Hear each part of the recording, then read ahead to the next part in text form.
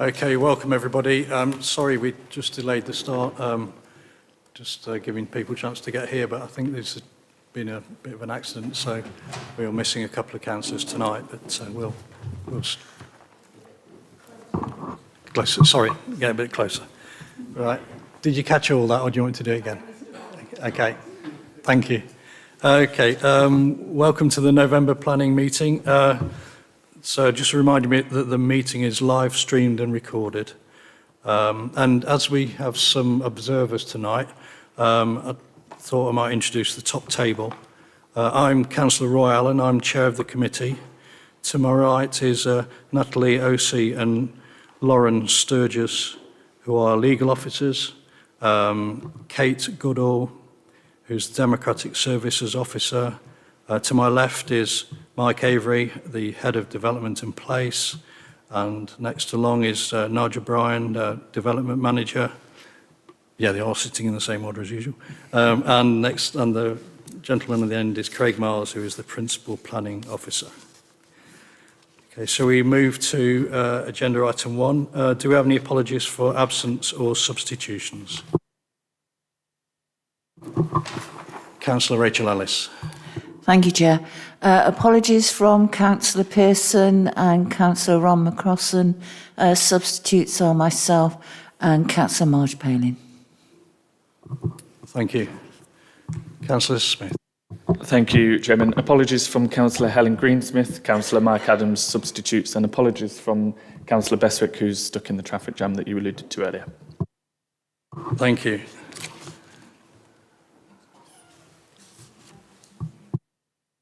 And I see, welcome Councillor Elwood. I'll give you a moment to take your seat.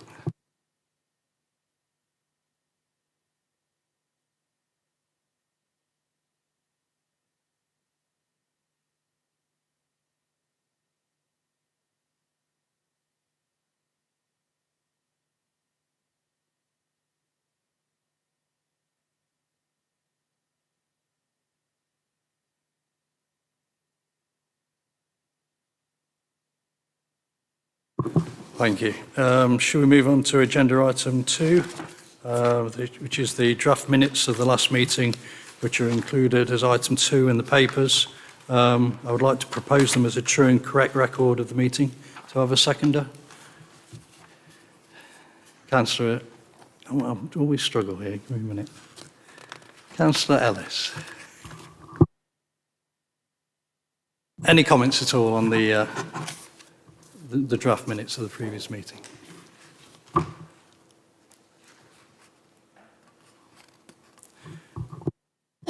Okay, shall we move to the vote? All those in favour of accepting the draft minutes?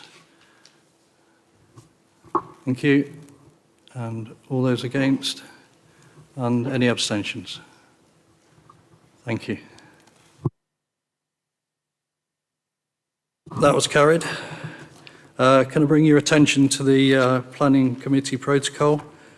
Please make sure you're familiar with it. I'll move on now to item 3, which is declarations of interest, either pecuniary or non-pecuniary. Councillor David Ellis. Thank you, Chair. I declare a non-pecuniary interest in item 6, application 2023-0501, the CCTV in Burton Joyce. So I'll take no part in the discussions. Thank you. Thank you. I'd like to also Councillor Smith. Thank you, Chairman. I'd like to declare an interest for item 4. I sit on the County Council, and as of the 1st of December, I'll be the Cabinet Member for Education in Send. Congratulations.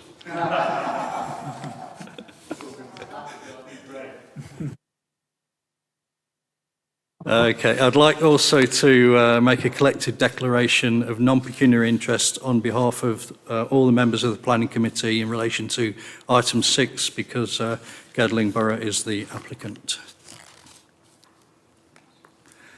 Right, as there are so many observers here, I think who are mainly interested in item 5, I'd like to bring item 5 forward. So we would like, if you would,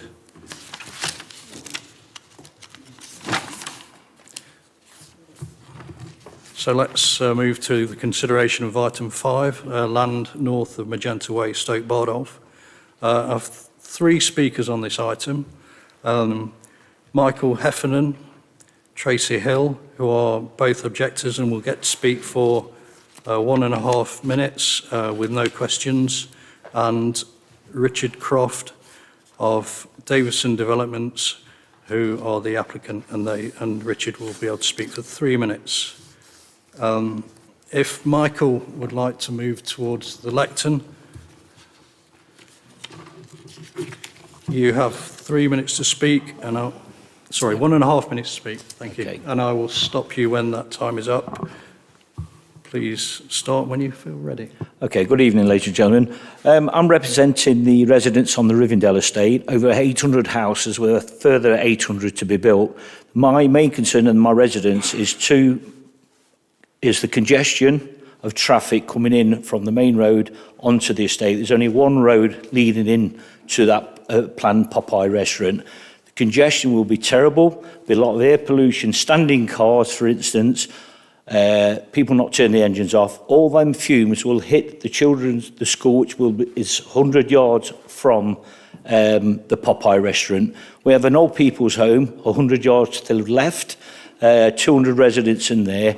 In the summer, this will be a nightmare. Old folk and school children breathing in these fumes, and also the pollution, not just from the cars, but from the chicken being cooked itself. Them extract fans will be running approximately 15 hours a day.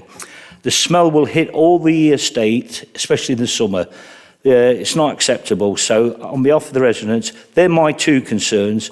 Also, the litter, the rodents will be attracted by the smell. Litter louts will be throwing cartons of chickens everywhere.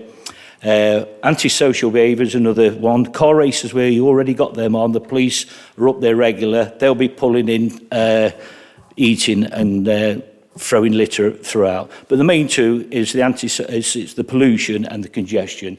As you can see, the McDonald's restaurant further down the road. Thank you. Thank you. Thank you. Now, if Tracy Hill would like to approach the lectern. Lovely, thank you. You have 1.5. There we go. Is that better? Same again. You have 1.5 minutes to speak, and I'll stop you when your time is up. Okay, Please thank start you. when you're ready. Thank you. So, yes, good evening, everyone. What Mick and I were saying is basically, obviously, the congestion, etc., Mick's explained it. One of my main objections is that not everybody has had the chance to object yet. I've had a very long conversation with a colleague at the Stoke Borough Village Parish Council. I do believe that she's forwarded on a letter of her objections anyway. So my main reason for speaking this evening is to ask for this to be delayed so that we can gather all of the proper objections through the proper appropriate channels, and then perhaps the decision would be made differently. Alternatives. We're not looking at trying to say that the restaurant shouldn't be built, probably just not there. We do agree with employment and everything else that should be helpful, but one of my colleagues on the estate has actually, or residents on the estate has been through and researched loads and loads of information about fumes near a children's restaurant. The government are looking at putting bans for putting these restaurants in. So if this restaurant is built, it's probably going to get in just before the ban. And I don't think that's really good for our young children that are there. It's a lovely new school. The letter, everything, is just all going to be difficult. If we could just have that bit longer to be able to get all of the objections gathered and organised, I think that would be a lot better, certainly for us, and we would feel that we'd been listened to. How long have we got left? Is that it? That's it. Yeah. Oh, well, nearly. Thank you. Thank you.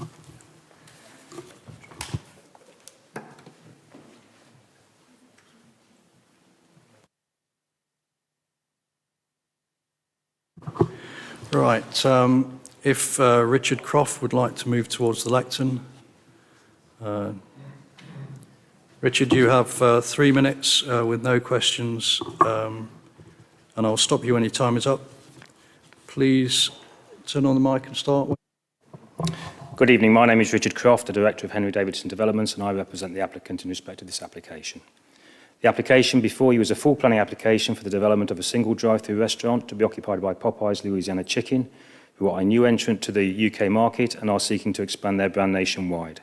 The site is located within the area identified for the mixed-use local centre as part of the Teal Park urban extension, and planning permission has been granted in principle for the local centre, which is now partly occupied by a retail terrace consisting of Bird's Bakery, the Lighthouse Charity Shop and the Aldi food stall. The principal of the proposed restaurant has previously been granted consent. Our original intention for this plot was a pub restaurant, but despite an extensive and targeted national marketing campaign which commenced in 2018 and has continued ever since, we have had no serious interest from any operators. This is symptomatic of the continuing decline in the new build pub sector, with operators either merging, closing or selling off their surplus estate for other uses. I would confirm that we have sought pre-application advice in respect of this current proposal and have taken a responsible approach to officers' comments, including amendments to the design. The application is supported by robust technical reports, and in particular the Local Highways Authority has raised no objections and has confirmed there is sufficient capacity to accommodate the development. The drive-through lane includes 2 order points, additional waiting bays and sufficient waiting length for 24 cars, and even at peak times there is adequate room to accommodate all cars within the site without affecting the local access road or Magenta Way, and this is again confirmed by your Highways Authority. A robust noise impact assessment was submitted with the application, which demonstrates there is no impact upon residential amenity, and the Environmental Health Officer has raised no objections. A waste management plan has been prepared by the occupier, which will include litter picking in the vicinity of the site and up to a radius of 100 metres beyond to ensure local amenity is preserved. This would be secured by condition and will require the full detail to be submitted to the Council for approval. The occupier is proposing CCTV on the building to prevent antisocial behaviour, and the applicant is willing to provide an entry barrier to restrict access outside of opening hours, which, if the committee feel it is required, can be secured by a condition with the detail to be submitted to the Council. In summary, the application before you proposes the development of a drive-through restaurant, which is a use that has been identified as acceptable within the local centre. In addition, it will contribute towards the economic success of the borough through the creation of 30 new employment opportunities. And finally, no adverse impacts have been identified, and there are no objections from the Council's statutory consultees. Thank you. Thank you. Right, the item will be introduced by Craig Miles.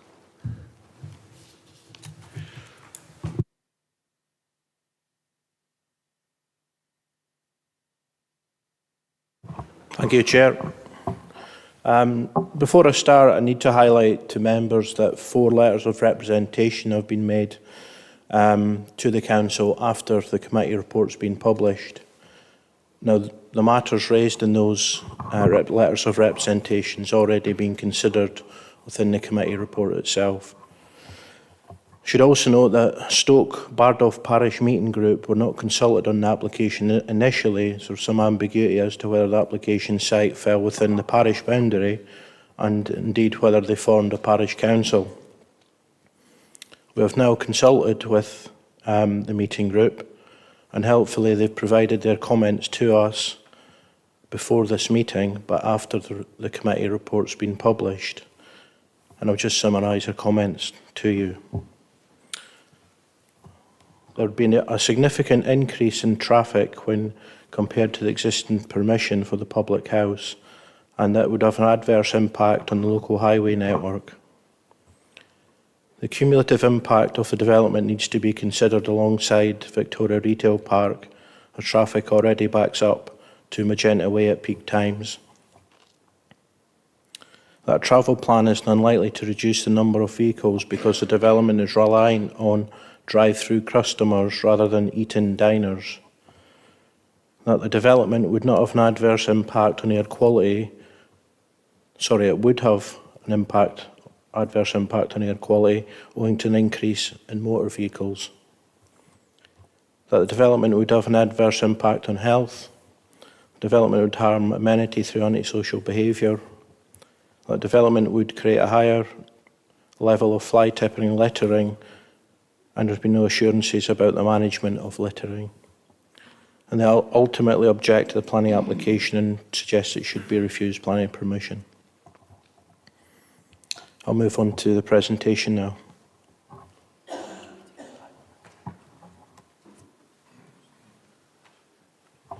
The application site forms part of the wider Teal Close strategic urban extension that was agreed as part of the Line Core strategy in September 2014. Within this allocation, a requirement is that a local centre be provided, and it should comprise of a variety of commercial uses that included use for a hot food takeaway and restaurant. Gedling Borough Council granted outline planning permission for these uses in 2014. If we could fast forward to May 2021, a reserved matters application was approved for the new local centre that included commercial units, a day nursery and a public house that included a restaurant. The commercial units have been built, but the nursery and public house have not, but permission remains in place for them.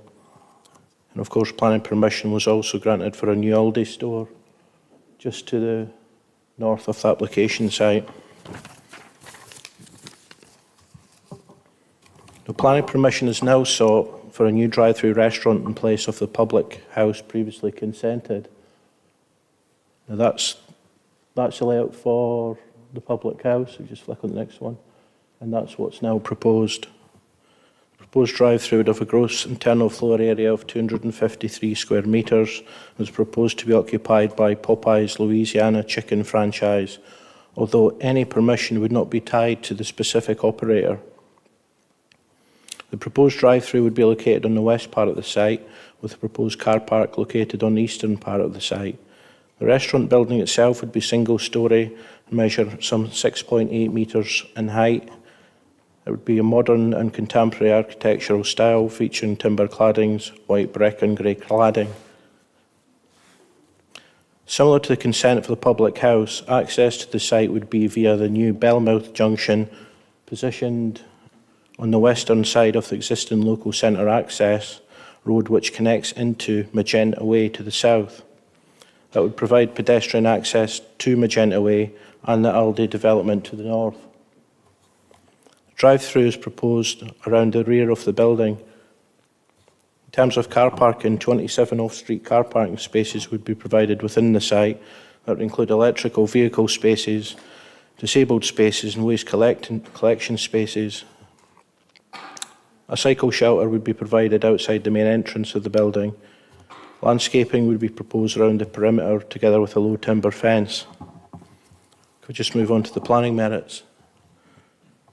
In terms of the principle of development, the site's already allocated in the development plan for the proposed use. An outline planning permission has been granted for a local centre comprised of restaurants and takeaways. The principle of development therefore complies with the development plan. In terms of design and layout, it's considered that the proposed restaurant building would be proportionate to the size of the site, and there would be sufficient space within the site for pedestrians and vehicles to move around and exit safely. Whilst it would have a modern appearance, it would be single-storey in scale, and it would complement the local centre proposals submitted and granted planning permission as part of the reserved matters application. In these circumstances, considered that the overall design and layout complies with the development plan policies. On to probably the most important considerations, and the one that's attracted most public comment, is access and parking and vehicle movement. The NPPF is very clear in relation to advice when considering highway matters. It states that development should only be prevented or refused on highway grounds if there would be an unacceptable impact on highway safety or the residual cumulative impact on the road network would be severe. As mentioned, 27 spaces would be provided within the site, and that would include electrical vehicle spaces, disabled spaces, etc. The Highway Authority do not object to level of parking or the layout or means of access. Probably the main consideration is vehicle movement. The applicant submitted a transportation assessment in support of the application, which has considered the anticipated vehicle movements associated with the proposed fast food restaurant alongside the cumulative traffic from the proposed Aldi development, and importantly, the level of vehicle movement within the local centre envisaged under the original permission. It demonstrates that the proposed development would represent less overall traffic in net cumulative terms than what is permitted within the local centre as part of the outline planning permission for the whole centre consented in 2013. In this scenario, the local centre, Magenta Way, Priority Junction and Colwick Signal Crossroads were constructed based on a higher level of traffic than proposed, and therefore no detailed junction capacity testing or road safety / collision analysis has been conducted by the applicant. Now, the Highway Authority do not object to the proposals and are accepting of this approach. They've requested some conditions, and primarily that a travel plan be updated.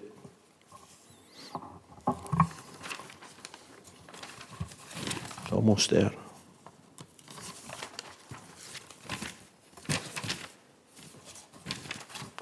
In terms of amenity, it should be noted that the application forms part of a defined local centre and wider commercial area where it's expected that levels of noise and disturbance would be higher than purely a residential area. The application site is a significant distance away from the nearest residential property as proposed by the Reserved Matters application in 2019 to the east. The nearest property is some 70 metres away, forming a residential care home, and that itself would be situated behind a nursery building. Taking all these matters into account, we think there's sufficient distance that there'll be no issues of overshadowing or overlooking. In terms of potential disturbance as a result of noise, the applicant has submitted noise assessment in support of the application. Consider that noise as a result of mechanical equipment, noise from car parking activity, noise from drive-through activity and noise from delivery. It concluded that the impact from car parking activity, etc., would be below the World Health Organization guideline values and therefore no mitigation would be needed. Our environmental health officers agreed with that approach and therefore accepted that the impact from noise would not adversely harm the amenity of local residents. Likewise, in terms of noise, light pollution, they've submitted a noise mitigation plan, a light mitigation plan, and that's controlled by condition. So to conclude, the principle of development for the drive-through restaurant is that it's within a local centre. It's already established by the Aligned Core Strategy, and Gedling Borough Council itself has granted outline permission for these uses, as well as the subsequent Reserved Matters applications. The proposal has been assessed and considered to be acceptable in planning terms in relation to highways, residential amenity, design and appearance, air quality, flooding, and it's considered to accord with the provisions of the development plan. We're required to ensure that planning applications be determined in accordance with the development plan unless material considerations indicate otherwise. For these reasons, not only would the scheme accord with the development plan as a whole, but the balance of material considerations also weigh in favour of it. Consequently, it's recommended that application be approved. Thank you. Thank you, thank you, Craig. I'd like to propose item 5 for the purpose of debate. Do I have a seconder? Councillor Wilkinson, thank you. Thank you. Are there any comments on this item? I can see Councillor Adams. Thank you very much indeed, Chair, and thank you for the presentation and also the words from the speakers as well. I want to look at this from a public health perspective, which ties in with the material planning reasoning of community and other services. In 2017-2018, 27% of reception-aged children in Nottingham were obese or overweight. This percentage increases to 40.8% when they hit year 6. I've got two major concerns with this development. One is opposite it and one is directly diagonal to it. One's a park where families and children go to take recreation in an outdoor space, and the other one is a school which is diagonal to it as well, where young people are going to take part, obviously, in educational activities. I have a major concern that placing something along these lines in that location, on the basis, like I said, in terms of community and other services, would be damaging to the local community, in the nature of the fact that we are effectively putting something of that nature in that location. Now, I respect the fact that we have outline planning for a site of some description, but a fast food joint in that location, to me, seems all wrong. Also, in terms of planning material as well, I recognise that highways have come back with no objections. But again, we're dealing with an area that is a residential area, and arguably, as you drive along the A612, a prominent residential area with, as has been pointed out by one of the resident objectors, and we also have a local home in place as well across the way, a residential home. The visibility from it from the main highway, I'm also not happy about, because again, we're entering a residential property, and what are we saying every time that that residential area is accessed? That it just feels like we're putting a retail, and I recognise there is some retail units there in terms of the local supermarket and other options as well, but this will take the prominent view of that access point, and for me it's neither reflective of the local building within the area, not reflective of the development, and arguably will stick out like a sore thumb. I cannot see the merits other than purely from in terms of economic development perspective. Yes, you could say there are merits there because obviously jobs, etc., are being created. And so that does tick a box in terms of economic impact and sustainability. But like I said, my fear here is this is not going to be a positive addition to the local community. And for those reasons, like I stated, material planning application impact on the community and other services, I cannot back this application. Thank you, Councillor Adams. I've got Catherine Pope to speak next, followed by Rachel Ellis, Councillor Wilkinson and Councillor Palin. Thank you. I think it's really sad that the proposal for a public house has fallen through, because I can see that can be far more of a community cohesion asset than a drive-through restaurant. And I concur in part with previous speakers' concerns in that, having seen in the paper that we're allowed to consider health and encouraging walking, cycling, I don't see why there's been no consideration of how a drive-through restaurant helps either of those aims. But I appreciate from a planning point of view that they probably don't apply. It's just disappointing that we can't give those issues more weight. I do have a question about the highways.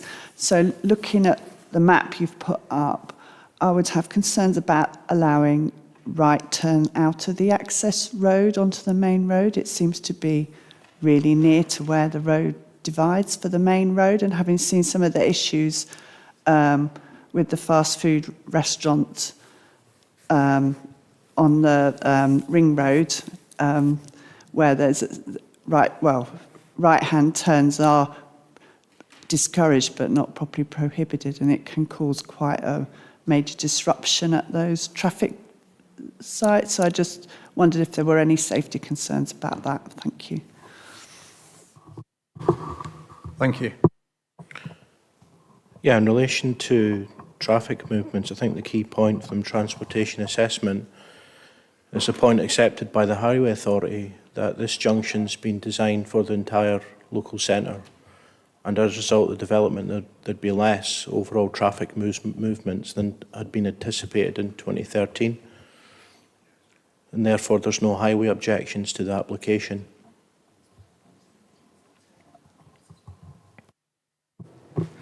Thank you. Just before we move on, I think, Councillor Bestwick, you won't be able to speak because you've entered the debate late. I'm sorry, or vote. Apologies for being late, by the way. No problem. I realise the traffic's been awful. Yeah. I've got Councillor Rachel Ellis next. Is that right? Thank you, Chair. Councillor Pope has raised some of the issues I was going to raise, so I won't repeat those. But I am interested in, I mean, it has been in the press and so on, about the proposal about restricting the siting of fast food outlets near schools. Now, I appreciate this isn't in at the moment, but do officers have any comments with regard to that proposal and the impact it would have on this planning application if that was in place today? Yeah, Chairman, our job as planning officers is to consider the proposal against the development plan and national policies, and that's what I've done. There's no policy to restrict drive-throughs or takeaways alongside secondary or primary schools. So just to add some further clarification to the comments that Mr Miles has provided, in taking forward the 2018 local planning document, one of the draft policies in that was a policy which would restrict hot food takeaways in close proximity to schools. That wasn't taken forward by the appointed inspector, so that wasn't something that we could get through an inquiry, and that's why there's no local level policy in the local planning document. So I thought it's important just to provide that background context in terms of our planning policies. Thank you. Councillor Wilkinson. Thank you, Chair. As others have said, I'm certainly very disappointed that it's not been possible to locate a pub on this site, and I noticed that's raised a few smiles amongst my colleagues. But I note that extensive efforts have been made to find a developer who would build a pub there without success. So what can you do? So we have to judge the application that's before us. And this particular provider, I'm sure, is not everybody's cup of tea. I'm not familiar with the brand myself. It's not one that I've ever visited. But I think we have to judge it on planning grounds. That's what we're here for at the end of the day. And I note that the statutory consultees have not raised any objections, in particular highways and environmental health and the council's own scientific officer.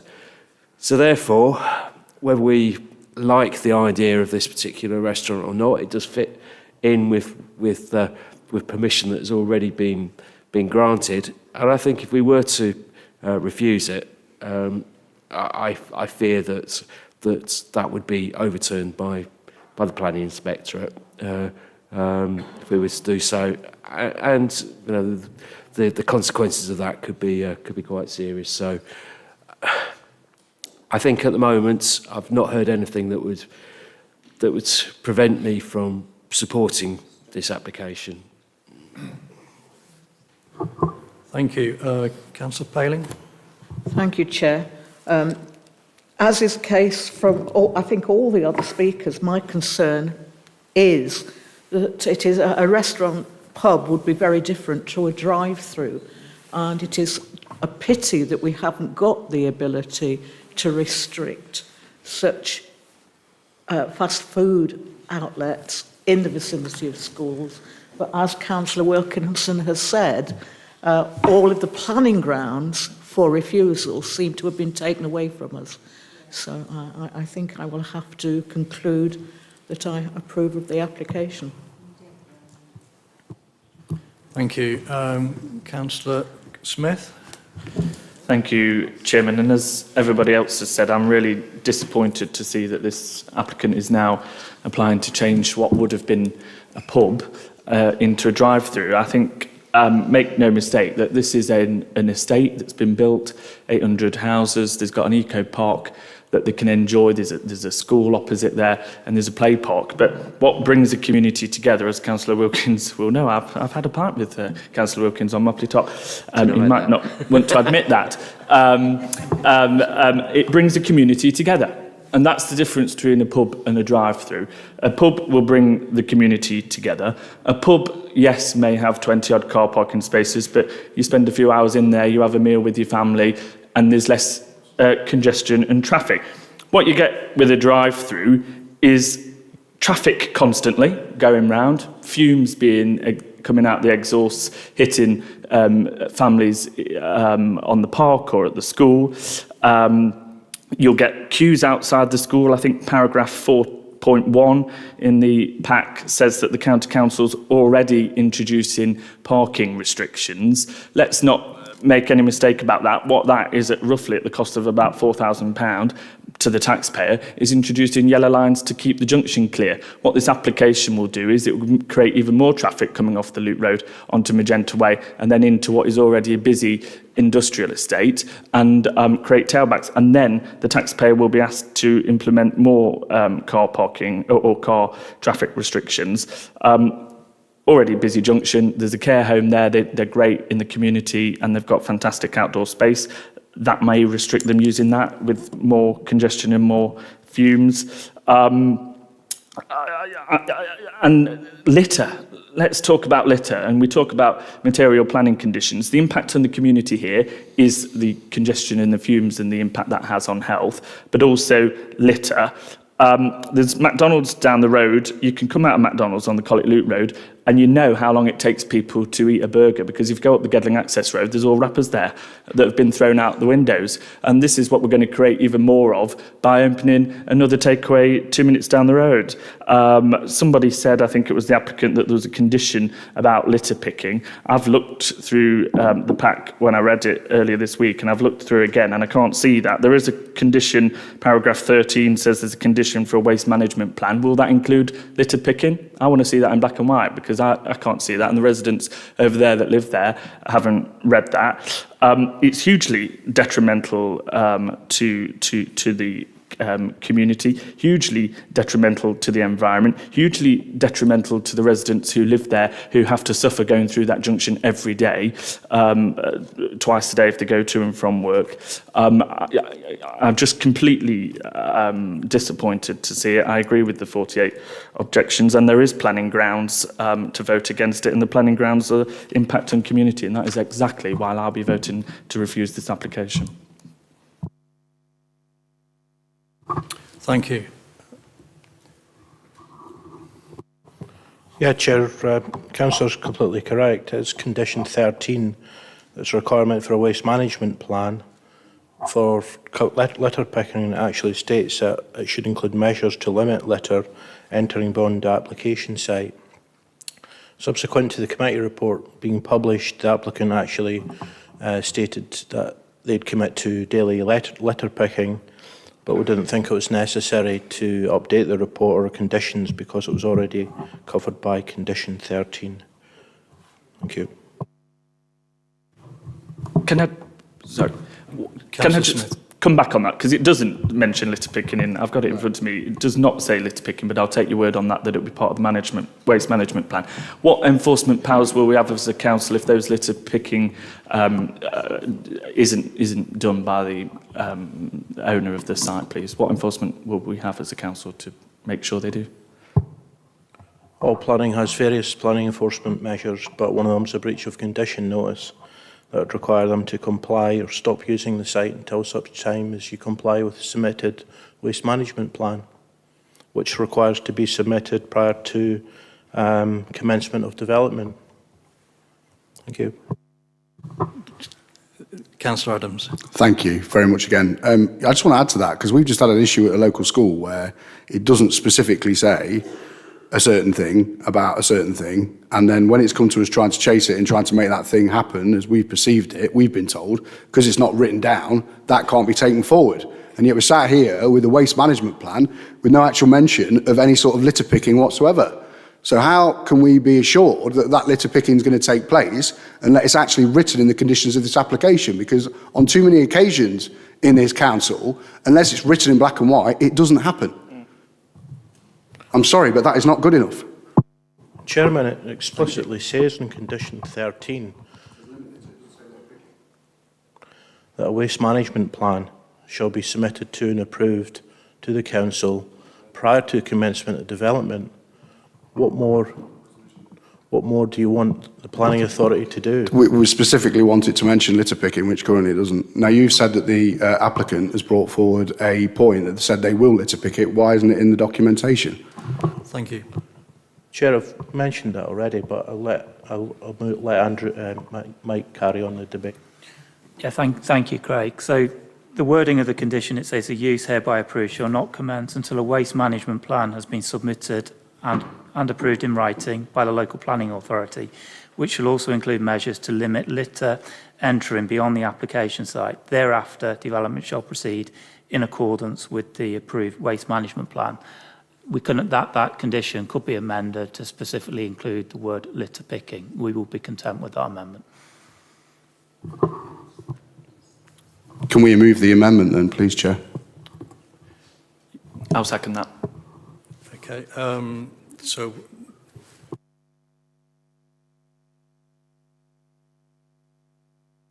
yeah, we'll deal with the amendments at the end of the debate. Thank you.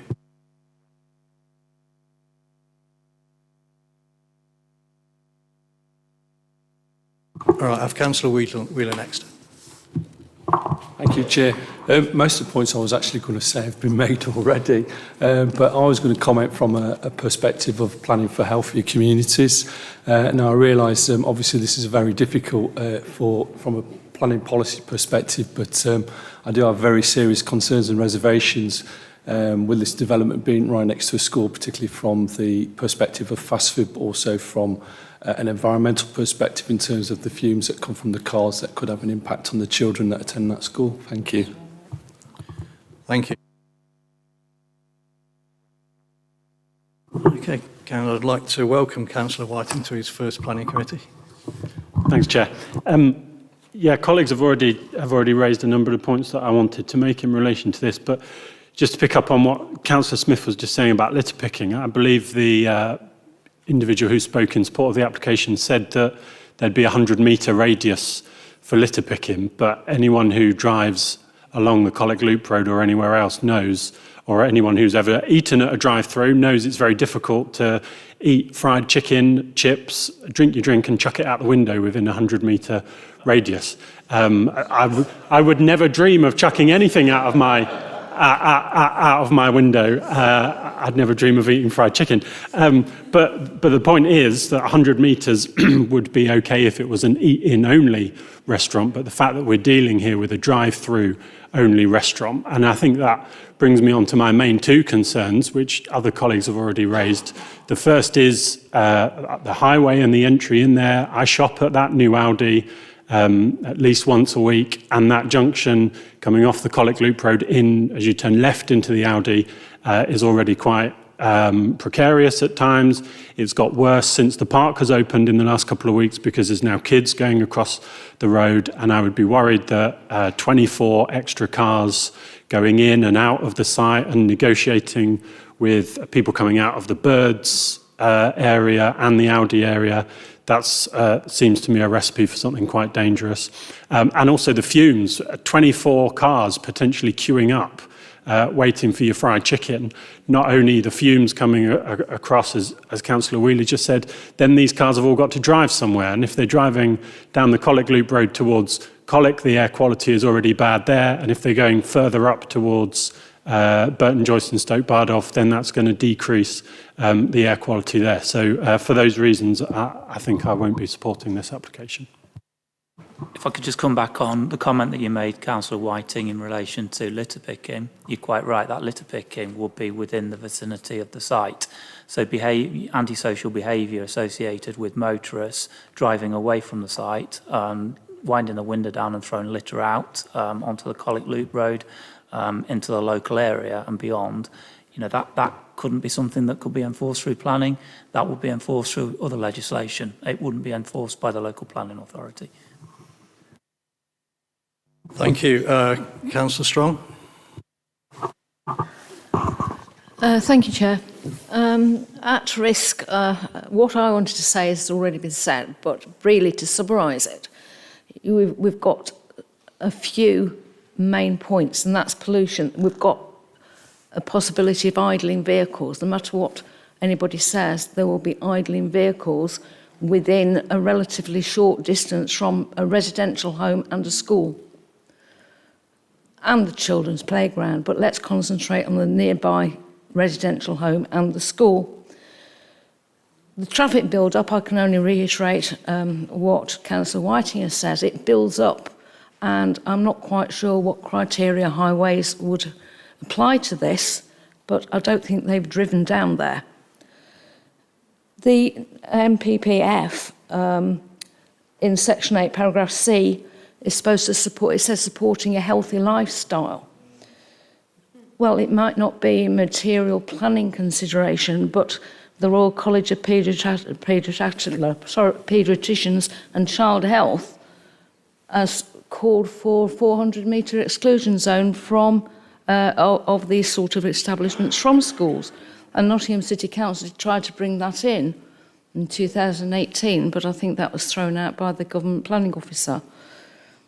So in essence, it's not a good place. People have said this, it's not a good place. It's not a good idea. I have no objection to having a Popeye chicken dish, whatever, but the situation is not good. What other people have said about having a pub there is a completely different kettle of fish from having a takeaway, a drive-through. And again, I read in the report about pedestrians bicycling. I can't really see anybody walking up to it to get a takeaway or cycling up to it. They'd be run over by all the vehicles queuing up. It would have been useful to have a sight of the waste management plan, also to have a sight of the local labour agreement that's referred to. 30 jobs, part-time, full-time, skill sets needed, we don't know. 30 jobs, it depends what the jobs are. On balance, what we should be looking at is, will this be good for the community? And on balance, I don't think it will. So I shall be objecting to it. Thank you. And I think a final speaker, unless there's anybody else, is Councillor Elwood. Thank you, Chair. Yes, I have some concerns about air quality, as other members have mentioned, with regard to the idling of cars as they wait to collect the food. There's reference in the report to an air quality assessment, but am I correct in assuming that that relates to the construction of the site rather than the operation of the enterprise? I just wondered whether there was anything in any of the other reports which perhaps give us some reassurance with regard to air quality during the running of the business. Thank you. Thank you.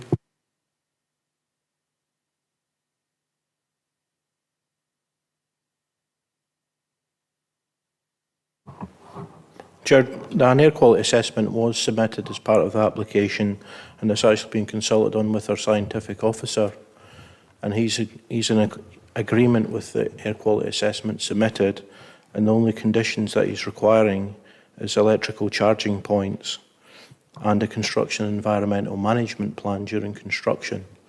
So it has considered air quality during the operational phase as well as construction.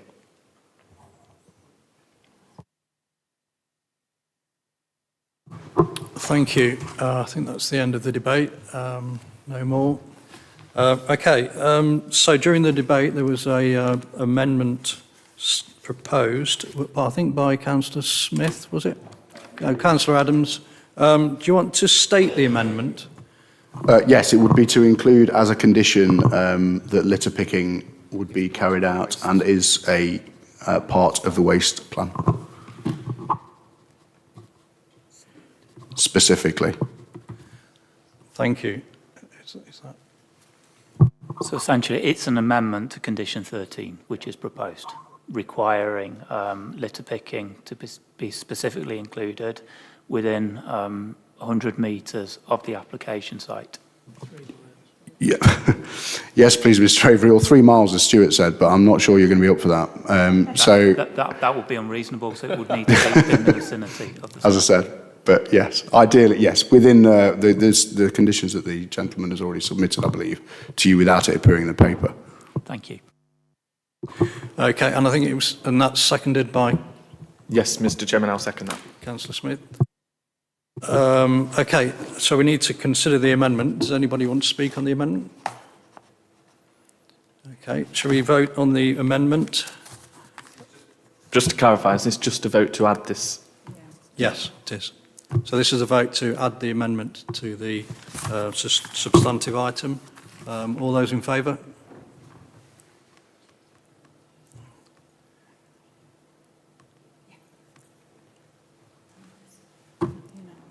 That was unanimous, thank you. Okay, so now we can move to the vote on this, on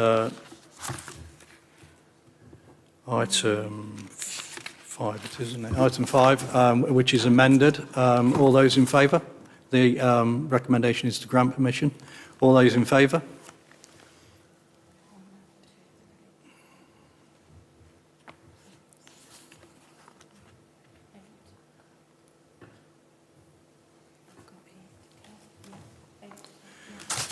And those against?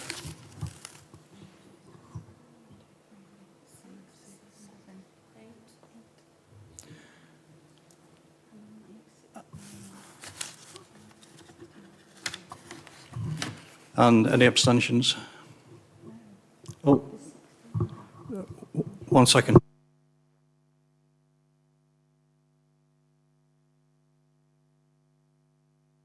Can we do the vote again, please? Councillor Bestwick, you can't vote on the application.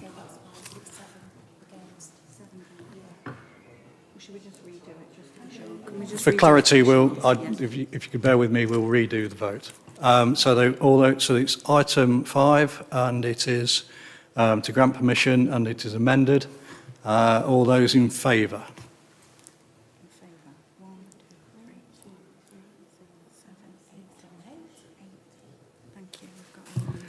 All those against?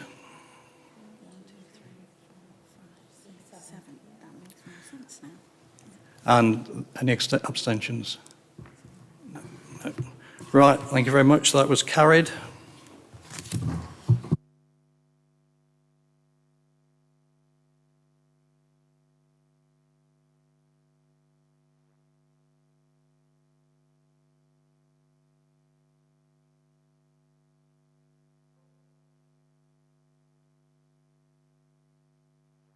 Right, we're all good. Let's move on to agenda item 4, which is land at Chase Farm. I'll just give a moment for the our guests to leave.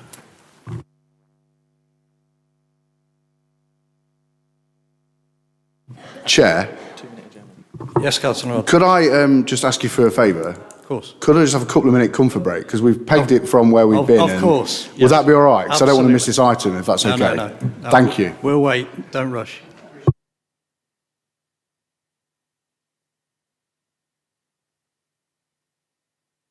Five-minute break.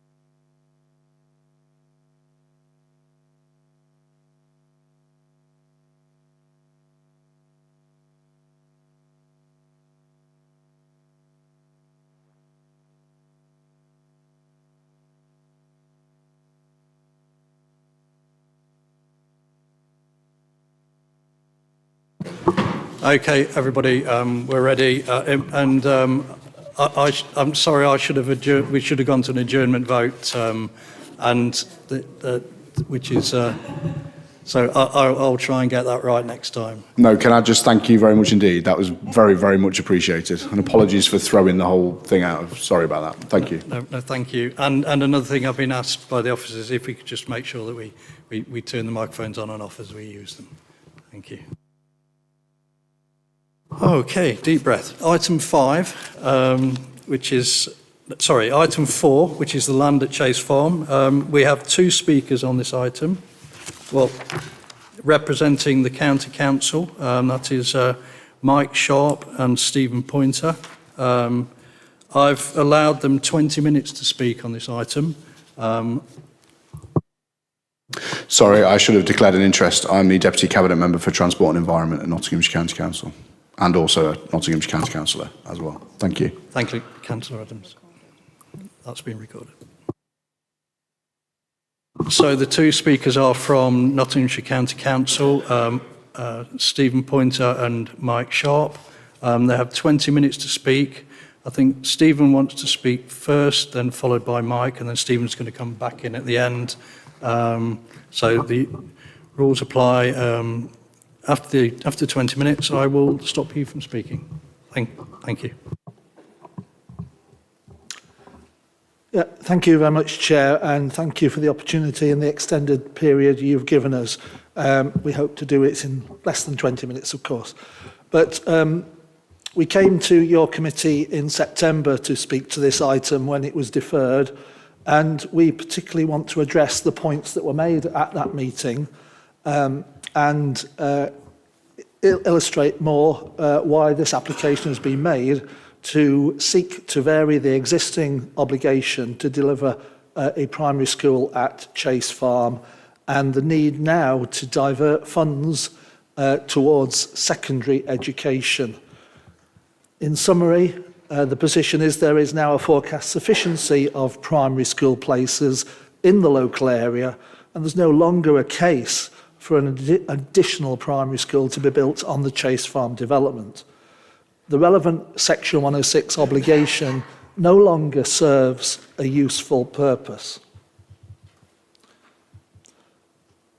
There is a justified reason, however, for the obligation in terms of a financial contribution to be invested in expansion of local secondary education places to overcome a forecast deficiency there.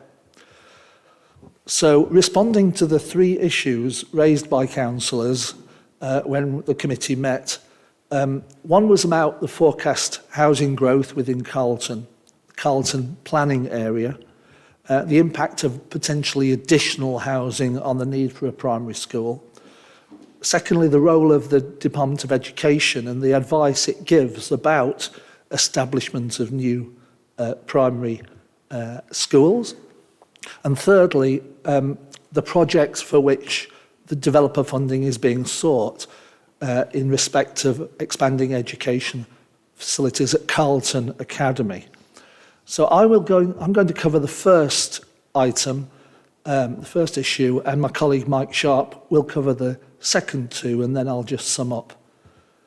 So in terms of future housing growth, an impact on school place demand and supply. So I want to confirm that the pupil projection data that we have based this assessment on is inclusive of demand for school places which are anticipated to arise from new housing development over the projection period 2022 to 2027. The demand which is included in the data set is based on housing projections that are essentially carried out by your own officers in your annual housing land supply statement. And we noticed there is a report on that for this year on your agenda tonight.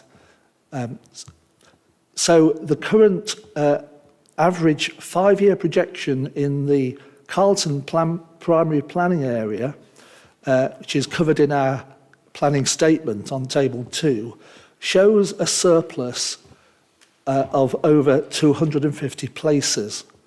And this is inclusive of the housing which is planned at the site at Chase Farm, with the exception of 346 dwellings which are planned to be built out after the projection period, i.e. beyond 2027. That would lead potentially to a demand for an additional 73 places. So you can see, assuming forecast trends continue, that would be able to be accommodated by the existing places in existing schools, and certainly would not justify a new one-form entry primary school. It is acknowledged that other sites may come forward for development within the pupil planning area, which might increase further demand for school places during the projection period. And we've discussed that with the Borough Council, and in our statement, which is appended to the report, we've covered the potential impact of development out of the former Sherwood E-Act Academy, also the site which is currently reserved for a primary school at Chase Farm, and also land at Mapley Plains, which has conditional permission subject to a 106 agreement being signed. Taking those sites into account produces a potential demand of 42 primary places. So even with those places added, we still have a surplus forecast, assuming trends continue.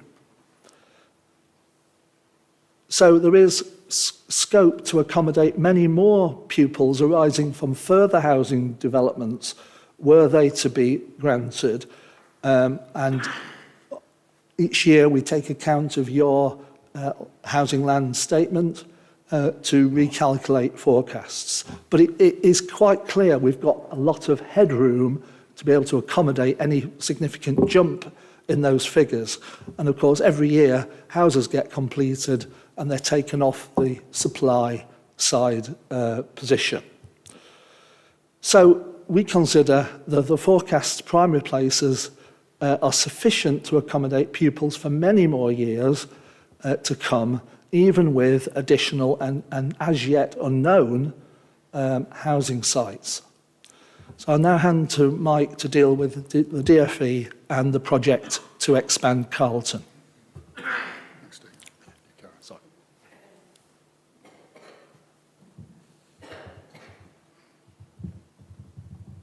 Okay. Thank you again for inviting me and Steve to this meeting. The County Council's planning statement states that in making decisions about the future provision of schools, the County Council cannot undermine the sustainability of existing schools, and any proposal to develop a new school would be susceptible to resistance from local schools and potentially the Department for Education. We have to run what's known as a free school presumption. And before doing that, we have to do an informal free school. We have to do an informal presumption. We have to find out basically what the other schools in the area think about a proposed new school. They would profoundly object because a new school, a new primary school, would undermine their viability. Effectively, there would be an oversupply of school places. So the Borough Council has asked for evidence from the Department of Education that a new primary school would not be supported in the circumstances where there is a sufficiency of school places. There is an ample over-sufficiency of school places in this primary planning area. So the County Council has contacted the DFE in response to the Borough Council's request. The DFE has confirmed that the authority that authority to establish a new primary school belongs to the Secretary of State, in practice the regional director of the regional director, rather than the County Council. But it's based on the forecast need being established in the free school presumption process being initiated by the local authority. This is when the local authority based evidence of need begins a consultation on proposals for a new school and seeks an Academy Trust sponsor to manage the proposed school. In making decisions regarding the need for a new school, the County Council should balance its duty to provide sufficient school places. There is an ample sufficiency of school places, and ensuring that there is not an oversupply of places, which could make existing schools unviable. A prerequisite for the approval of a new school is a free school presumption process as described above. In accordance with the advice given, the County Council is not able to commission a new presumption process for a primary school at Chase Farm, as it is considered that this would endanger the viability of the other schools. In other words, if we were to have a new school on Chase Farm, it would undermine the existing schools in the planning area. The DFE wouldn't support it, and we wouldn't be proposing it. So in response to our recent inquiry, the DFE has written, local authorities have a statutory duty, Section 14 of the Education Act 1996, to ensure that there are sufficient school places in the area. Where they identify the need for a new school, Section A of the Education Inspections Act 2006 requires them to first seek proposals for a new school, an academy. The final decision does, however, rest with the Secretary of State, which is a decision delegated to the Regional Director regarding with whom they will enter a funding agreement. The Regional Director will therefore consider all the evidence provided as well as any other relevant matters of which he or she is aware before making a decision regarding the sponsor. And this is the important bit. In making decisions around the need for a presumption school, local authorities need to balance their duty to provide sufficient school places with ensuring that there is not an oversupply of places, which would make existing schools unviable. Were we to commission a new school on Chase Farm, we would be undermining the viability of the existing schools in the planning area. That statement that I've read you comes directly from the Pupil Place Planning Advisor for the East Midlands Department of Education. It's unequivocal. So, the annual forecast of pupil places across the planning area was presented in the Table 1 of the County Council's planning statement and confirms that there is an oversupply of places each year. There's already. This information has been shared with the Pupil Place Planning Advisor at the DFE. The forecast for 26-27 is that there is a surplus of 312 places. So, putting another school would simply add another 210 places. So, rather than lose this money, what we would like to do is commission further places in the secondary sector. The County Council maintains that this proposal to modify the S106 agreement would preserve the planning obligation and enable the developer funding to continue to be invested in local education infrastructure within Carlton. Considering the circumstances described above, there is no prospect of the County Council being able to use the developer contributions to deliver a primary school, and therefore it can no longer serve a useful purpose in this regard. However, it can continue to serve a useful purpose by being used to expand the provision of secondary education places. The County Council has supported the Carlton Academy, with the support of the Carlton Academy, to deliver an additional 300 places in 2020, and is presently working with Carlton Willows to deliver another 450 places by 2024. Actually, that's happened already, so we're ahead of the game there. The proposed expansion of the Carlton Academy is additional to these projects and would enable the school to admit another further 150 pupils. So this money, which we can't use for primary, we would use for secondary. We're already in discussion with the Carlton Academy, part of the Red Hill Trust, and they would very much like to expand provision. The Carlton Academy has designed a scheme and is wishing to commence as soon as practically possible, but can only do so with the assurance that the funding from the land at Chase Farm will be available. A letter has been submitted to Gedling Borough Council officers from the Regional Director of the Red Hill Trust, who manage the Carlton Academy, in support of this application. The Redhill Trust has a strong track record of delivering high quality, value for money projects in its schools. The proposed expansion suggested by the Trust will provide an additional 150 places. If the Planning Committee were to agree the deed of variation, the Trust has given an in-principle undertaking to offer additional places in advance of the project being completed. That is, from September 2024. In summary, NCC will not be able to use the housing developer contributions to provide additional primary places in this planning area due to there being an ample sufficiency of school places already. NCC would, with the support of Gedling Borough Council and Redhill Trust, be able to provide additional, much-needed secondary school places in the Carlton planning area if this officer recommendation is approved by this planning committee. Thanks very much. So just briefly to summarise, we welcome the officer recommendation. We notice that the application is still considered to be policy compliant because it will preserve the obligation to be spent on local education facilities, and therefore it complies with policies in your local plan. Thank you for listening. I think hopefully that's helped, and we look forward to your debate. Thank you.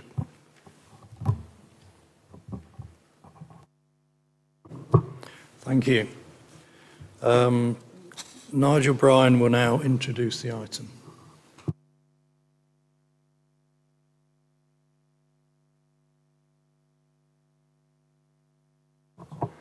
Thank you, Chair. Obviously, a lot of the points I was going to raise have been touched on as well. I'll be relatively brief, but just really to give it a bit of the background to it. The application site is obviously here, and I think this is perhaps the most important, really, showing the site in relation to the other nearby schools. But in terms of the background, it is an application to modify the legal agreement, which would in effect repurpose the £3.6 million towards secondary education. We're also looking at using a parcel of money to do enhanced pedestrian crossings along Arnold Lane. And then in terms of the actual test as well, this application is being made under Section 106A of the Town and Country Planning Act, and therefore the test is somewhat different in that it needs to serve a useful purpose. And that phrase has been mentioned once or twice, and there's more details on that in paragraph 6.2 to 6.5 of the agenda, just in terms of that specific test of the useful purpose. In terms of some of the stats they've already been given in terms of the 42 additional places and the 73 places that will come forward after the 5-year supply. But I think the one point I would mention was that the additional spaces can be accommodated within the 3 nearest schools that you can see on the screen here. And then really the points raised by the DOE have been covered, but if members wanted to see the full response from the DOE, that's on page 61 of the agenda.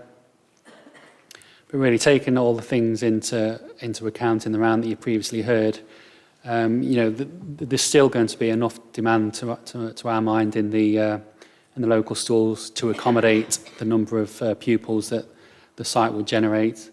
And therefore, we do as officers support the recommendation for the repurposing of the money towards secondary education, and therefore the recommendation is outlined on page 46 and remains as was previously. Thank you, Chairman.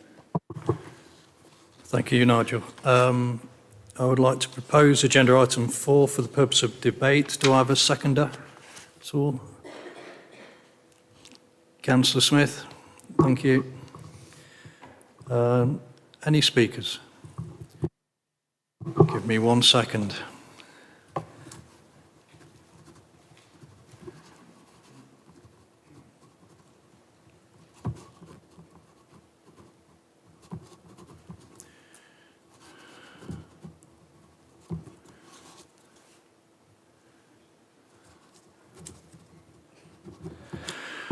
Okay, I got Catherine Pope first. It's the advantage of sitting directly opposite you, Chair. So I'd first of all like to thank the officers from County Council for answering the questions I submitted, even if I didn't really like the responses that we got. I can accept the figures say that there will still be a surplus of primary school places, and I can accept there is a need for that funding to go into secondary school places instead. However, I'm still very disappointed on behalf of the residents who bought their houses believing that a primary school was going to be built on that development, and all the assets in terms of building a community that a primary school would bring. I do have a question in that if we approve this change, when the land was originally sold to the developer, it was obviously with the proviso that a primary school was built on that site, which I assume would be without the same profit to a developer as with building housing. And I wondered if before any proposal comes back from the developer to use the land for a different purpose, whether we're able to put any restrictions on what that land could be developed for, so that it could still be retained as a community asset for the area. Thank you. Thank you. Yeah, thank you for your question. So my understanding is that that land is still within the ownership and control of Homes England. So it's not in the control of Keepmoat Homes that are developing the wider site. So that's my understanding of the land ownership position.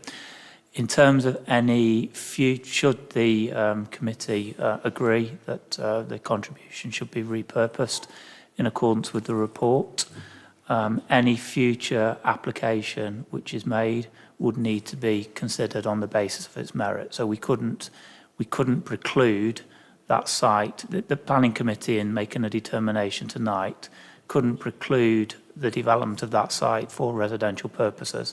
I think alternative uses would need to be considered on the basis of their merits, and that would likely be referred back to this committee, given the size of the site and the quantum of any possible residential development, for example, that could come forward in an application for planning permission.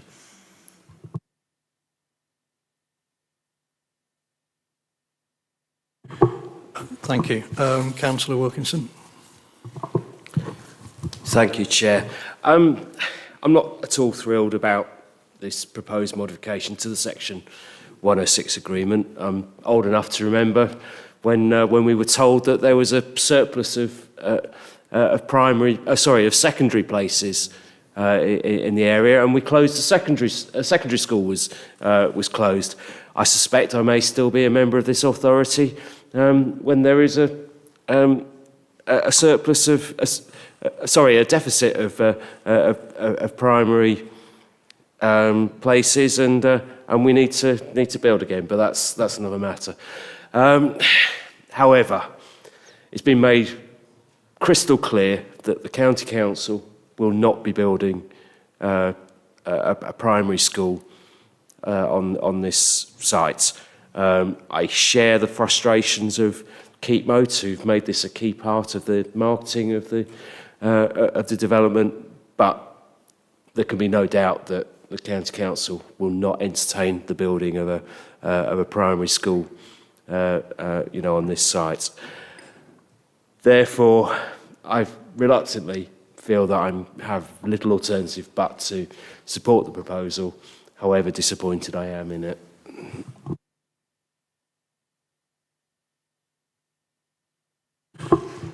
Sorry. Okay, thank you. We'll move on to Councillor Ellis, David Ellis. Thank you, Chair, and thanks to the county officers for the update. It all sounded very plausible. And if it wasn't that the story keeps changing, we'd all be very convinced. I look back at the history, trying to look at the education holistically, both primary and secondary. Look back at the 2011 consultation, which said there'd be 702 spare places in the secondary sector, rising to 928. As Councillor Wilkinson said, that was the justification for closing one of the secondary schools. 2013, we had the Teal Close Rivendell development, where we were advised by the County Council that both the primary and secondary sectors are at capacity, which was the justification for the Rivendell primary school. Then May 2016, when we had the application for the Chase Farm, we were told there was a need for 221 places in the primary sector and 168 places in the secondary sector. So now, just 6 years, 7 years later, the things have changed again. So, like many of my colleagues, I'm still not happy with this proposal. The County Council is clearly reneging on an agreement it made with the developers, and with the residents, and residents will be unhappy that the promised primary school will not happen. And given the topography of the area, we know that walking primary school children to most of those schools is not feasible. So there will be increased traffic in the area. We know that. There's nothing in the report about community use. The design and access statement initially talked about building a new community on Chase Farm, and here this is the County Council wrenching out one of the key components of that community. And very much like Councillor Pope, I'd like to see what is being put in its place. However, the County Council is digging its heels in, and we've been told there's no prospect of the County Council commissioning a primary school because there's an ample over-sufficiency. And so it would not be a suitable use of the Section 106 money for primary places. So given that, the test is really whether secondary places is a valid use of the Section 106 contribution. And when you look back, as I mentioned at the early applications, there was a request for additional places in the initial application in May 2016. And we've heard about the additional places needed at Calden Academy. I'm slightly worried that the Red Hill Trust say they had an agreement with the County Council for 30 extra places, but no capital has been forthcoming from the County Council. But we have heard that it's only achievable if the Section 106 money comes, and I think that's indicative of the way austerity has stripped out all the capacity that local authorities would have had to meet its basic need to educate the population. So like my colleagues, I think reluctantly I will have to agree with this, but just recognise that the County Council yet again has let down the people of Gedling. Thank you. Thank you, Councillor Ellis. I have Councillor Strong. Thank you, Chair. I did have a couple of observations, which I found difficult to understand, the figure for the projected primary school numbers. I worked out that it comes out as an average of one child every 5 houses. Now, you've got an estate of family-sized houses, and I just found it difficult to think there'd only be one child of primary school age for every 5 houses. However, that may be something that has been worked out statistically, which beyond the ken of this meeting, but that's just an observation. Another one was, also going by what Councillor Ellis said, that the provision for secondary education, there'd be a shortfall anyway. If it wasn't for this estate, the County Council would still have to pay out 4 secondary places, so that because they're obliged to provide adequate places. So I really just do feel that this is trying to get out of keeping a promise to the purchasers of housing on the estate that there would be a secondary school, primary school, and a community hub, if you like. I did find it appalling that the only way that a crossing of a busy road can be provided by using some of the educational funding. The distances to the alternative primary schools, well, the nearest one is Stanhope, which is half a mile, which is enough. It's not going to promote walking. It's going to promote more car use. And I don't think this is a good idea. However, I do feel that the reason that the way that the proposal is worded, which means that even if we turn this down, there won't be an educational use for this money. It means that the sword of Damocles is being held over the council's head. And it is only with very much reluctance that I feel that we would have to go along with it. But I really do feel that it's a cop-out, and I really am not happy with it. Thank you. Thank you, Councillor Strong. Councillor Smith, do you still want to speak, although you've declared an interest? I'm just going to take some advice. Won't be a second.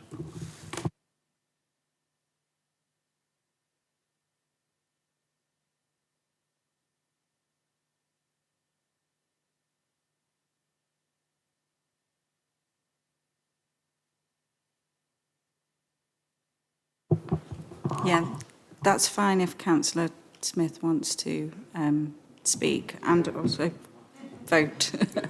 Thank you. Thank you. Please speak. Thank you, Chairman. Just to be clear to Councillor Ellis, justification for closing Gedling School was purely based on the fact that it was providing poor quality of education to the residents of Phoenix and Gedling Ward. And I know that's fact because I actually attended the school whilst it was going through the consultation to close. And I'm glad it's closed because as a result, the children in Phoenix Ward and Gedling Village are now getting a better education at Carlton Willers and Carlton Academy. That is absolute fact. As has already been said by the officers in their presentations from the County Council, a new primary school at Chase Farm is no longer viable. And I do understand the disappointment of the Chase Farm residents. I'd be disappointed if I bought a house on an estate where a primary school was promised and not delivered. But things have changed since that application was approved by this council. And the biggest change is the decline in the birth rate. So that means that, the decline in the birth rate obviously impacts primary schools first, because that's your first step on the education ladder, which means that there's no longer a demand there. It's not, Councillor Ellis, the County Council that's blocking this school. It is not the County Council that's blocking the school. It's the DFE because there is simply not a demand there. Paragraph 9.5, if I can find it, says that there are 257 surplus spaces in primary school that are close to Chase Farm. Those surplus of places can be filled by the Chase Farm children. They can attend those schools. The County Council is amending the catchment areas of the local authority schools that surround Chase Farm to allow that. But obviously, if there are surplus spaces, anyone can apply from anywhere in the county. So they can be filled by Chase Farm children.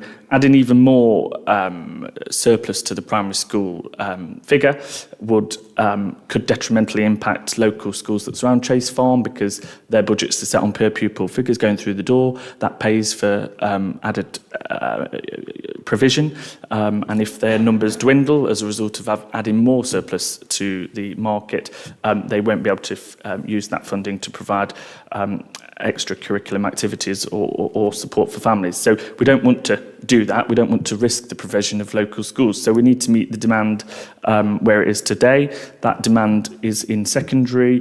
The second table in the report shows there's a 607 deficit in secondary by 26-27. So they're the facts we've got in front of us. And that's why we need to vote for the recommendation and reinvest the Section 106 funding into expanding secondary school places that, again, Chase Farm children will be able to attend. Voting against the recommendation, as has already been said, will just simply give the money back to the developer. There's no other option. And then come the county council elections or the next Gedling elections, you'll be knocking on the doors of Chase Farm and they'll be complaining to you that they can't get into a secondary school place because you could potentially vote to give money back to the developer this to is getting stop a bit that. political. So, no, I know, but we just need to vote for the recommendation and meet the demand where it is, and let's get the secondary school expanded. The children at Chase Farm can attend those, and the existing primary schools can take the demand from Chase Farm as well. Let's just vote it through. Thank you, Councillor Smith. I've got Marge Palin next. Thank you, Chair. For me, the wording in the area was very interesting because although I can see from the map that as the crow flies, the two further distant schools are in the area, as David Ellis has already said, nothing has been taken into account about topography. Getting to those schools without a car will be really difficult. I don't believe that robbing Peter to pay Paul is a solution for Nottinghamshire's education.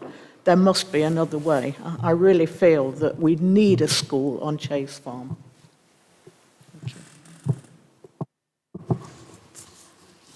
Thank you, Councillor Palin. Councillor Bestwick.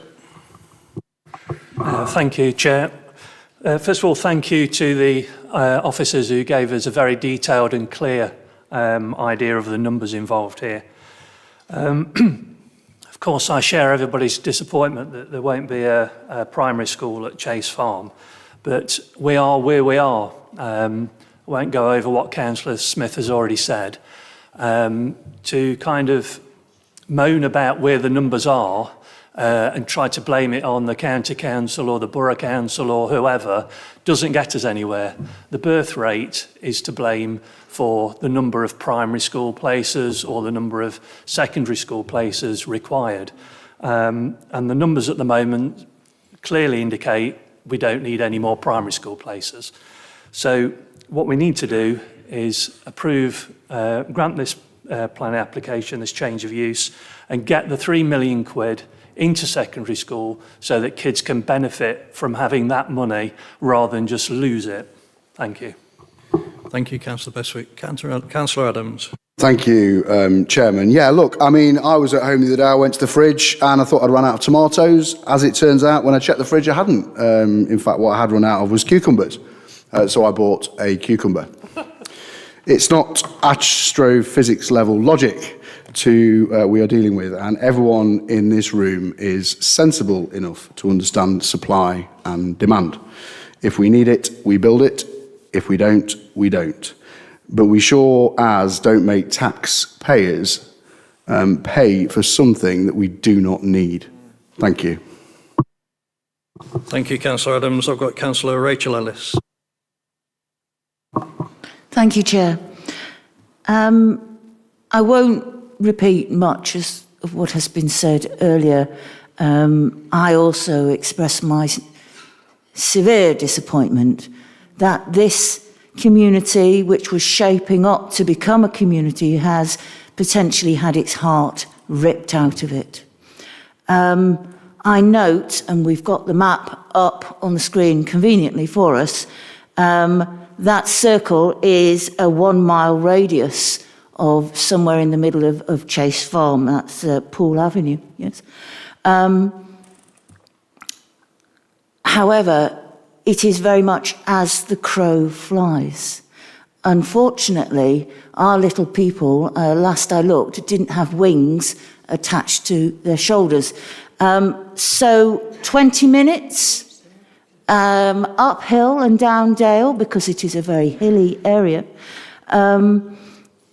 If you note, well, possibly Stanhope, again, pushing buggies. I mean, buggy pushing is perhaps behind me now at the moment, but there are grandparents who are taking grandchildren to and from school, and it is not easy to manoeuvre buggies up and down hills. And if you have a look, Carlton Academy, the secondary school, Haddam Academy at Phoenix Infant and Primary School are very much at the edge of that circle. So I would like to speak up for all the families with primary school children who will either be forced a very long and difficult journey to and from school, or they will have to take their children, if they have a car, in a car.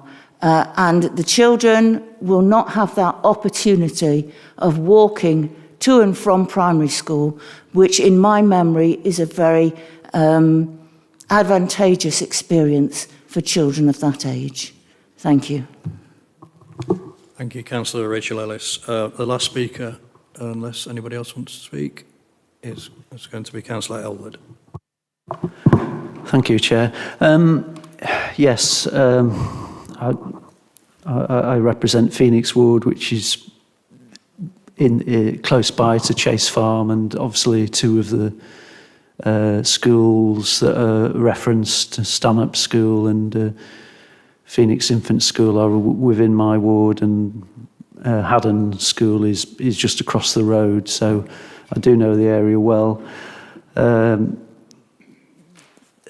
Yeah, I mean the numbers, unfortunately, we can't argue against the numbers, and the phrase "useful purpose" it springs to mind. So we're going to have to go and vote for this recommendation, but at the same time, there are still concerns about how this is going to impact in the local area. I gather topography is not considered a consideration in the distance for pupils to travel, so that's accepted. Unfortunately, I'm not quite sure why topography is not a factor. I mean, that to my mind does seem bizarre, but as other members have mentioned, it's incredibly hilly in the area. I do have concerns about the safety in the area for pupils travelling from Chase Farm to the other schools. Stanhope School is close, and if the pedestrian crossing just to the north of Linsdale Gardens is built, that will work quite well, because you can then walk down Linsdale Gardens, cut through to Gunthorpe, and then up to Rutland. So that is actually a fairly short distance, so that is fine. I would like some reassurance that this pedestrian crossing is definitely going to be built, because at the moment we've heard of school children crossing Arnold Lane through a cut through, and Arnold Lane is as busy as it was before Gedling Access Road was built. It is almost an urban motorway at the moment. It is incredibly busy, and the cut through that the kids are using is incredibly dangerous. I've raised this with County Council and with the Borough Council, so I think a pedestrian crossing needs to be built as soon as possible, and I would like reassurance that that is definitely going to happen.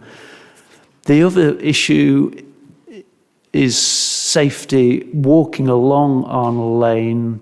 The reference is made to walking to Phoenix Infant School and Haddon. You're going to have to cross Arnold Lane, either at the existing pedestrian crossing near Shelford, or you can use the new one if that's built near Linsdale. But the problem you've got is that the pavement on Arnold Lane is fairly narrow between Shelford and Bessaker. If you've got a young family with kids and then you've got people walking the other way, it's not good at all. It's not a good road, particularly with the level of traffic that is going down Arnold Lane. So those issues, maybe not in this report, but they do need to be looked at seriously, because there could be issues with young pedestrians using that road. So they're the points I want to make. And I just hope that some reassurance can be provided on the issue of road safety, although I know that is tangential to the issue of the Section 106 agreement that we're voting on tonight. Thank you, Chair. Thank you, Councillor Elwood. Yes, thank you for your comments. In terms of the pedestrian crossing, I can provide reassurance that the pedestrian crossing is actually part of the proposal. So should the proposals be approved by this planning committee, the instructions that will be sent to lawyers acting on behalf of Gedling Borough Council is that the deed of variation must include the pedestrian crossing on Arnold Lane, because that's what is detailed in this report, and that forms a significant part of the considerations. Thank you. Anyone else want to speak? No? Right. Should we move to the vote? We're voting on agenda item 4. The recommendation is to vary the Section 106 conditions as stated in paragraph 14 on page 46 of the papers. All those in favour?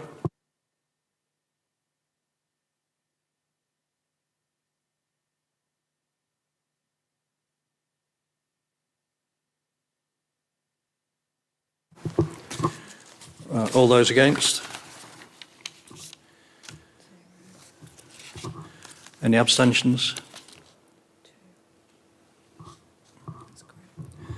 Thank you, that's carried.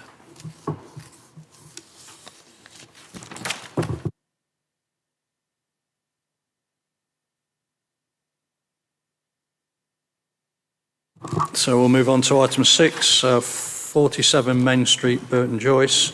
This item will be introduced, I think, by Nigel. Yeah. Thank you, Chair. Since the publication of the report, we have had one letter of objection from a local resident expressing concern that the camera will impact upon the privacy of local residents, and the address on the application form is wrong. For clarification, the purpose of the camera is to view the public realm in terms of deterring crime and antisocial behaviour. It's not to stare at individual properties and impinge on human rights, etc. And the address on the application form really is reference to the nearest building to the proposed CCTV column on Main Street, as opposed to the actual building that it will be sited on. It is proposed to be on the actual street. The application is the erection of a CCTV pole and camera to deter crime in the Burton Joyce shopping area. Planning permission has been granted for the same pole in a slightly different location on the High Street. However, the revised location is considered to be more appropriate, closer to existing street furniture, and away from the junction with Wheatsheaf Court. The design of the pole wouldn't be inappropriate in the context. You would see it close to the street light that you see in the picture on the screen. I'll just quickly run through a few of the slides. Obviously, the arrow here is where it's proposed to be located. Just an aerial view. This is the design of the pole, and this just shows it in the context. But yeah, the design, etc., and the merits of the application is considered to be appropriate and supported, and it's recommended for approval as outlined on pages 91 and 92 of the agenda. Thank you, Chairman. Thank you. I'd like to propose item 6 for the purpose of debate. Do I have a seconder? Councillor Wilkinson, thank you. And are there any speakers on this item? Councillor Smith. Thank you, Chairman. Just to quickly say, I'm pleased to see this progressing. There is antisocial behaviour difficulties around there, particularly around the shops and the local pubs. So this is another step closer to getting the CCTV in situ, which will help prevent that. And can I just say thanks to the officers, particularly in the communities team, that's not their title, but I know who I mean, who have worked really hard to get these CCTV signal issues resolved, because it's in the valley. It couldn't bounce back to Gedling Borough's site here, but they've all been resolved, so thank you to those, and glad to see it moving forward. Thank you. Councillor Strong. Thank you, Chair. I just want to say it's a jolly good idea, but having been there earlier today at the bus stop, my only concern is that it doesn't obstruct people getting off, because perhaps the picture is misleading in that it shows an awful lot of street furniture, and it'd be quite easy to get off and just walk into something. I will trust that the installers will take this into account when the work is done. Thank you, Chair. Thank you. Anyone else want to speak on this matter? No? Okay, shall we move to the vote? We're voting on agenda item 6 and the recommendation is to grant permission. All those in favour?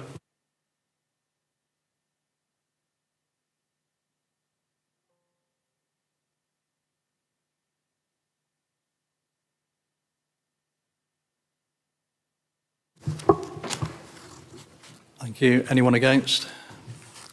And any abstentions?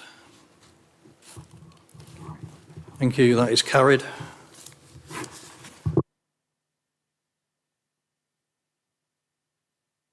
We'll move to item 7. This is here again because of the increasing number of groups at the council. So we're increasing the number of people on the planning working group from 6 to 7.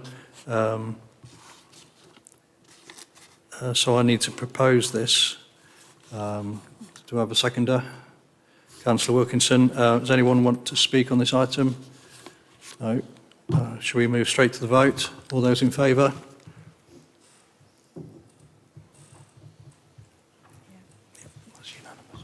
That was unanimous. Thank you.